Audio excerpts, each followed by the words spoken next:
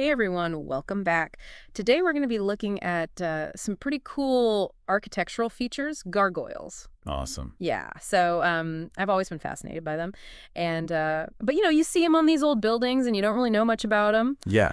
So I thought this would be a really fun deep dive. So first off, like what even is a gargoyle? So a gargoyle is a carved stone figure, and it has a very specific purpose. It acts as a spout to divert rainwater away from the building. Okay, so they're like a really fancy gutter system. Yeah, exactly. A very ornate, very stylized gutter system. Huh, interesting. But why go through all that trouble to make them so elaborate? Why not just use a plain pipe? Well, remember, we're talking about a time when craftsmanship and artistry were incredibly important, and a plain pipe wouldn't have had the same kind of visual impact or symbolic meaning. That's true. They definitely make a statement. But before we get into the symbolism, I'm curious about the history. How far back can we trace these figures? Actually, the use of decorative figures to channel water goes back centuries. The ancient Greeks and Egyptians incorporated lion-shaped waterspouts on their temples, kind of like proto-gargoyles. Oh, wow. So they have roots in antiquity. That's cool. So when did they really take on that classic, Gothic look that we associate with gargoyles today? That really emerged in the medieval period, especially during the Gothic era. Think of grand cathedrals like Notre Dame, covered in these intricate carvings. Yeah. Gargoyles became a prominent feature, and their designs got way more complex. You started to see these strange hybrids, grotesque human forms, all sorts of fantastical creatures kind of coming to life with a stone. Yeah, I read they were actually painted too, right? Yes, they weren't just plain gray stone. Imagine these cathedrals adorned with brightly colored gargoyles. It must have been an incredible sight. Wow, I never really pictured them in color. It's like a whole other level of artistry that's often lost today. Yeah, for sure. So we've got the practical function, the artistic skill, but I have a feeling there's more to it. What about the symbolic side of gargoyles? Right. Well, to understand that, we have to step into the medieval mindset. Remember, this is a time when religion was a dominant force in people's lives. The church offered solace and protection, but the world outside was seen as chaotic and dangerous. I see where you're going with this. So the gargoyles, with their often scary appearance, were they meant to represent that dangerous outside world? Exactly. They were like spiritual guardians, warding off evil spirits and reminding people of the temptations lurking beyond the safety of the church. Makes sense. And it's pretty effective to use those grotesque forms for that purpose. It's like a visual reminder of the things people were supposed to avoid. But weren't some of the designs inspired by older, even pre-Christian traditions? That's one of the most fascinating aspects of their history. You see, when Christianity was spreading through Europe, it encountered existing pagan beliefs, Mm. and sometimes they actually incorporated those pagan elements into their own imagery. Oh, interesting. So it's like those gargoyles might have looked like creatures from older myths and legends, almost like the church was saying, hey, we recognize those beliefs, but we offer a different way to deal with those fears. Yeah, it's a great example of how cultures blend and adapt over time, and it also adds another layer of complexity to those gargoyle designs. Absolutely. Okay, so we've established that gargoyles weren't just random creatures thrown up on a building. They were carefully designed for both practical reasons and to convey deeper meaning. But why so much variety in those designs? Lions, dragons, weird hybrids. What were the ideas behind those choices? Well, there are a few theories about why certain forms became so popular. One idea is that the grotesque and hybrid figures embodied the chaos and sin that the church was meant to protect people from. The stuff lurking outside those walls. So it's like this visual representation of the struggle between order and chaos, good and evil, playing out right there on the walls of the church. What about those pagan influences we talked about? Did they play a role in the designs too? Oh, absolutely. Pagan religions often featured things like disembodied heads, hybrid creatures, mouths that symbolize devouring sin, all elements that found their way into gargoyle designs, almost like a visual link to those older beliefs. Yeah, like a visual dialogue, a blend of cultures and beliefs, all wrapped up in these stone creatures. Yeah. What about those really fierce, dragon-like gargoyles? Those are some of the most iconic. What's the story there? Well, legends and folktales probably played a big role. Think about the story of Saint Romanus. He defeated a dragon terrorizing a French town. Stories like that were popular in the Middle Ages and probably inspired some of those fearsome dragon-like gargoyles we see on cathedrals. So these carvings weren't just decorative. They were telling stories, embodying beliefs, reflecting the fears of the time. It really makes you look at them differently, doesn't it? It really does, and that's what makes them so fascinating. They're a window into the medieval mind, a testament to human ingenuity and our need to express ourselves through art and architecture. But as we move into more modern times, things change, right? You don't really see gargoyles on new buildings these days. What happened? Yeah, it's true. The art of gargoyle making has kind of vanished from modern architecture. Simpler, more cost-effective designs became the norm. And honestly, it's a shame because those gargoyles offer something unique, that blend of practicality, symbolism, and artistry that's often missing today. Yeah, it's like we lost a little bit of that connection between function and meaning. But even though we don't see them on new buildings, gargoyles haven't exactly disappeared from our culture. That's right. Think about the animated series Gargoyles. It brought them to life for a whole new generation. Or Disney's The Hunchback of Notre Dame. Those gargoyles became characters, symbols. Yeah, it's like their mythical appeal hasn't faded at all. But, we've talked a lot about the why of gargoyles, their meaning and symbolism. I'm also kind of curious about the how, the actual craftsmanship involved. What can you tell us about that process? Oh, that's another fascinating aspect of their story. Creating a gargoyle was a long and intricate process. Definitely required the skill of master stone carvers. Okay, so let's walk through it.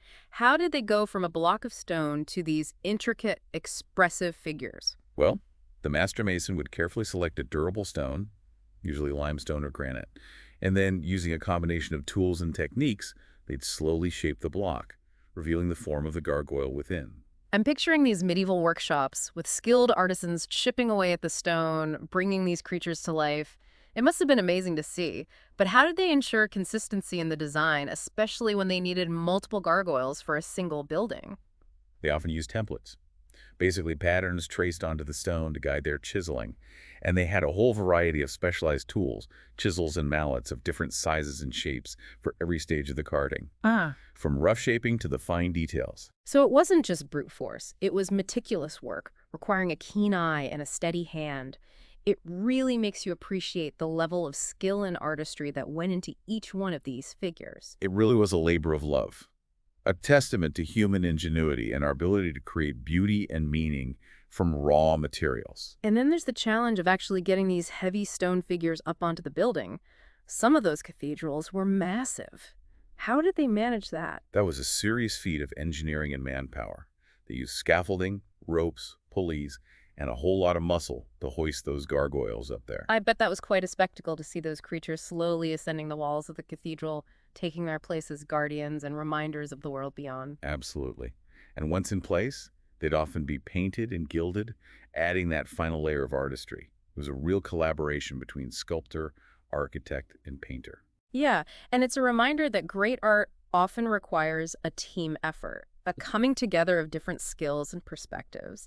And in the case of gargoyles, that teamwork created something special that has endured for centuries, captivating our imaginations and reminding us of the power of art to connect us to the past. It truly is remarkable. Okay, so I think it's time to take a quick break. But when we come back, we'll continue our deep dive, exploring some famous examples of gargoyles and discussing their relevance in the modern world. So stay tuned. Welcome back to our deep dive into the world of gargoyles. Oh. We were just talking about the meaning and history of these amazing creatures before the break. Yeah. And it's incredible how something that might seem like a simple decoration can actually tell us so much about the people who created them, their fears, their beliefs, even their sense of humor. Absolutely. It's like looking through a window into the past. I agree. And it makes you think, those medieval anxieties we've been talking about, they're not that different from some of our own today. Yeah, that's a good point. Like, we might not worry about literal demons and dragons anymore. Right. But we've got our own modern-day anxieties. So if we were building cathedrals today, what would our gargoyles look like? What kind of fears would they embody? That's a fascinating question. Instead of dragons and demons, would we have, like, gargoyles shaped like climate change or social media addiction? Maybe even those little notification icons that are constantly popping up on our phones. Oh, that's a good one. Like a little gargoyle notification just staring down at you really drives the point home. Exactly. It shows how Those feelings of unease, those anxieties about the world around us, they're part of the human experience no matter what time period you're in. So true. Speaking of gargoyles that reflect their time period, we can't forget to mention some of the most famous examples, right? Like the gargoyles of Notre Dame, those are practically iconic. Absolutely. They really showcase the whole spectrum of gargoyle designs. You've got those fearsome creatures like the Strix, a figure from Roman mythology that was said to prey on infants. Yikes. That's a little creepy. It definitely adds a whole new layer to those stories. Definitely. But it's not all monsters and demons at Notre Dame. There's also that famous thinker gargoyle. Oh yeah, the one leaning on its elbows, deep in thought. That's the one. It always sparks a lot of debate about its meaning. Some people see it as representing the intellectual struggles of the medieval period, Right. while others think it's just a touch of humor, a little bit of whimsy amidst all the scary figures. Yeah, it's amazing how these figures, even after all these centuries, can still inspire such different interpretations. Like they're reflecting our own thoughts and anxieties back at us, you know? Exactly. And Notre Dame isn't the only place with incredible gargoyles. There's also the Washington National Cathedral in the U.S. Oh, right. What were those like? Back in the 1980s, they held a design competition for children, and they ended up adding a Darth Vader gargoyle to the cathedral. Wait, a Darth Vader gargoyle? Seriously? Seriously. It's a great example of how gargoyles can adapt to different cultures and time periods, even taking inspiration from pop culture. That's so cool. It's like a little nod to the modern world, showing that even sacred spaces can have a sense of humor, you know? And it also just proves how gargoyles continue to fascinate us, even in our technology-driven world today. But I think what really makes them compelling is how they challenge our expectations. How so? Well, they're these grotesque, often scary-looking creatures, and they're perched on buildings meant for worship and contemplation. It's that contrast, that juxtaposition, that makes them so memorable. That's a great point. Gargoyles really do make us question our assumptions about art, architecture, even spirituality. Mm-hmm. They show us that beauty can exist in unexpected places, and that even the most sacred spaces can embrace the strange and whimsical. Yeah, and maybe that's a lesson we could all learn from, to be more open to the unexpected, to embrace the weirdness and diversity of the world around us. Because as we've seen with gargoyles, sometimes the coolest discoveries are hidden in plain sight. Definitely. You just have to be willing to look a little closer. And speaking of looking closer, we've talked a lot about the meaning and symbolism of gargoyles. Mm-hmm. But I'm also curious about the technical side of things. Like, how did those medieval craftsmen actually make these intricate figures? What was that process like? Well, creating a gargoyle was a real testament to the skill and artistry of the medieval mason. It all began with a simple block of stone, Right. but turning that block into a finished gargoyle was a long and complicated process. Okay, so walk us through it. How did they go from a raw hunk of stone to these super detailed figures? Well, the first step was choosing the right type of stone, something durable that could withstand the weather, so they often use limestone or granite. Then they would use templates to trace the design onto the stone. So they had these pre-made patterns to make sure all the gargoyles were consistent, especially if they were making a bunch for the same building. Exactly. Then came the real artistry, the carving. They would use all sorts of chisels and mallets to carefully shape the stone, slowly revealing the form of the gargoyle inside. It was very painstaking and required a ton of skill and precision. Wow. I can only imagine the patience it took to chip away at that stone day after day until the creature emerged. And they did all this without any of the modern tools we have today, right? That's right. They relied completely on their own skills, their knowledge of the material, and their artistic vision. Really shows the ingenuity of those medieval craftsmen. It's incredible. It makes you realize that sometimes the most beautiful and lasting art is created with the simplest tools and the most dedicated hands. I think that's a great point. But even after they finished carving the gargoyle, they still had to get these heavy things up onto the building, and some of those cathedrals were massive. Right. That was a huge undertaking in itself. They would have used a combination of things: scaffolding, ropes, pulleys, and, of course, a lot of manpower to hoist those gargoyles into place. Yeah, I can only imagine the effort it took to get those heavy stone figures up that high. Must have been quite the sight. Definitely.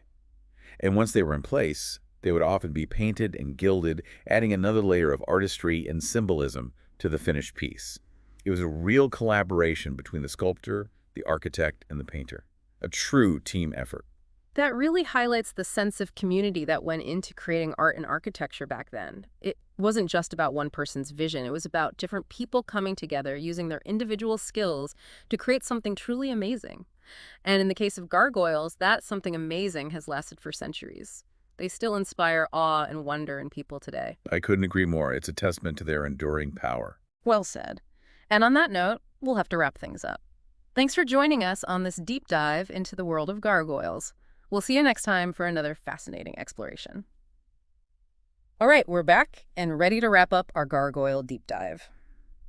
It's really amazing how these creatures have gone from seeming like simple decorations to being these incredible windows into history and art. I know, right? Okay. It's been quite the journey, from their practical purpose to the spiritual symbolism, the craftsmanship, and even their modern-day interpretations. We've covered a lot of ground. Yeah, for sure. But before we finish up, I think it's worth asking, why should we even care about gargoyles in the 21st century? What makes them relevant to us today? That's a great question. I think one of the biggest takeaways is that gargoyles remind us that we can bring beauty and meaning to even the most practical objects. Yeah.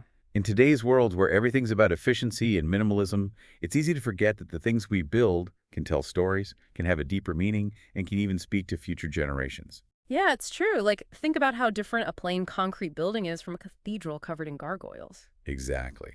Gargoyles add that extra layer of depth, that connection to history and symbolism that's often missing in modern architecture. It's like they're little time capsules preserving a piece of the medieval mindset, and they challenge us to think about how our own values and anxieties might be reflected in the things we create today. And speaking of anxieties, those medieval anxieties that we talked about, they aren't so different from the things we worry about today, right? Fears and uncertainties, just in different forms. Yeah, that's a good point. So in a way, gargoyles are still speaking to us across the centuries about the things that keep us up at night, the things that challenge us, and the things that connect us as humans. And that brings us to our final thought for this deep dive. Yeah. If we were building gargoyles today, what would they look like? What stories would they tell? What modern-day fears and anxieties would they embody? Ooh, that's a really good question. Instead of dragons and demons, maybe we'd have gargoyles shaped like climate change, pandemics, political unrest, or even the constant presence of our smartphones. Right. Or maybe gargoyles reflecting our anxieties about artificial intelligence, the future of work, or the challenges of living in an increasingly interconnected world. It really makes you think about how our own fears and hopes might be immortalized in the art and architecture of the future. Who knows, maybe someday people will be looking back at our buildings and trying to decipher the meaning behind those strange and wonderful creatures perched on the rooftops. Well, I guess that's something for future deep divers to explore. But for now, as we conclude our exploration of gargoyles, I think the biggest lesson we can take away is that there's so much more than just creepy decorations or remnants of the past. Right. They're a testament to human creativity, a reflection of our shared human experience, and a reminder that beauty can be found in the most unexpected places. Couldn't have said it better myself. And on that note, we want to thank you all for joining us on this journey through the fascinating world of gargoyles.